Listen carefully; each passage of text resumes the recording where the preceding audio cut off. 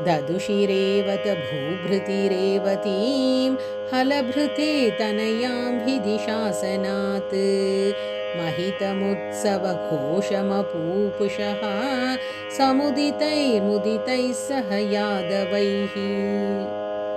अथ विदर्भसुतां खलु रुक्मिणीं प्रणयिनीं त्वयि देव सहोदरः स्वयमदित्सत चेदिमहीभुजे स्वतमसा तमसाधुमुपाश्रयन्।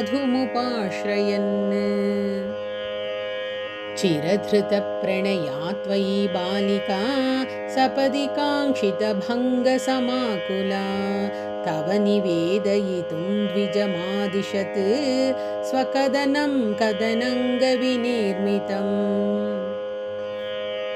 द्विजसुतोऽपि चतुर्णमुपाययौ तव पुरं हि दुराशदुरासदम् मुदमवाप च सादरपूजितः स भवतापहृता स्वयम्।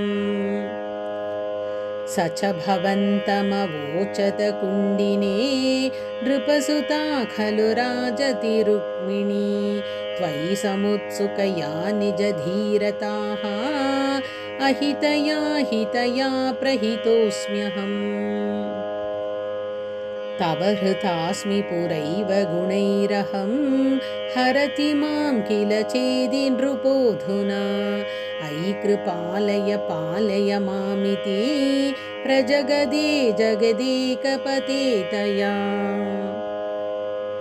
अशरणां यदि मां त्वमुपेक्षसे सपदि जीवितमेव जहाम्यहम् इति गिरासुतनोरतनोद्भृशं सुहृदयं हृदयं तव कातरम्।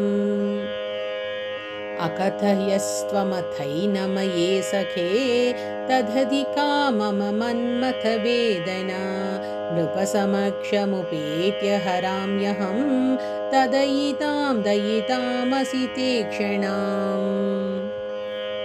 प्रमुदितेन च तेन समं तदा रथगतो लघुकुण्डिनमेयिवान् गुरुमरुत्पुरनायक मे भवान् वितनुतां तनुतां निखिलापदाम्।